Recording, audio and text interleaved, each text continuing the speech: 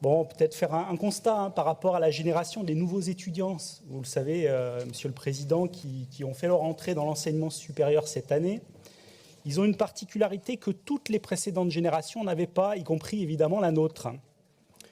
27 et 28 juin 2019, une canicule historique précoce avait conduit à décaler les dates du brevet des collèges. Le mercredi 15 juin dernier, s'abattait sur Nouvelle-Aquitaine et nous l'avons déjà oublié pour beaucoup, même si nous sommes par 30 degrés aujourd'hui. Pour le bac de philo, on avait donc une canicule. C'est la même génération, brevet 2019 et bac 2022, qui ont planché sous des températures caniculaires. La même cohorte d'élèves. Nouvelle génération climat, mention cohorte canicule. Ce sont les premiers, mais malheureusement pas les derniers. Et l'occurrence de ce type de phénomène va devenir la norme. Le journal d'ailleurs du CNRS, hier 17 octobre, nous disait que le réchauffement sera sans doute pire puisqu'il est prévu 3,8 degrés à l'horizon 2100 sur une hypothèse moyenne. Au moment de finaliser notre futur PPI pour la période 2023-2028 qui s'ouvre, il y a nécessité à bien intégrer ces nouveaux enjeux à l'échelle locale via notre foncier des lycées.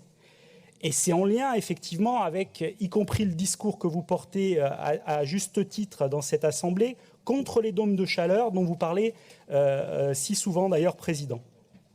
Donc, un double enjeu, adaptation et atténuation par rapport au changement climatique. Et c'est vrai que dans nos lycées, on a la main, on peut faire des choses. Donc, on vous propose la revégétalisation et la désimperméabilisation des sols, via notamment la débitumisation, pour permettre effectivement d'apporter de la fraîcheur aux élèves, pour le plus chaud et d'ailleurs le moins chaud. Ça permet effectivement de favoriser l'absorption de la pluie, d'améliorer la santé, le cadre et la qualité de vie de nos lycéens et agents, et de contribuer à la préservation-restauration de la biodiversité, de lutter concrètement contre le dérèglement climatique, et de proposer aussi un enseignement grandeur nature fondé sur l'expérientiel, et la démarche scientifique appliquée. Nous aimons à dire que l'arbre est la meilleure technologie dont on dispose aujourd'hui pour capter le carbone et réguler les températures. Alors on a parlé pas mal de ça, on est passé de Saint-Luc, moi j'avais envie de vous parler pour finir de Sainte-Catherine, tout arbre prend racine, on n'en est pas loin finalement et peut-être que c'est le bon moment. Donc nous vous proposons que la région s'engage via un vaste plan massif avec un budget donc calibré, dédié et chiffré qui serait couplé évidemment à notre PPI.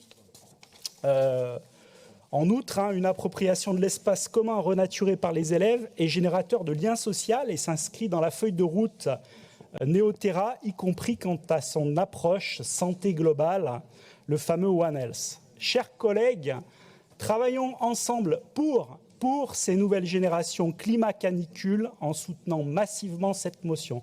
Je vous remercie.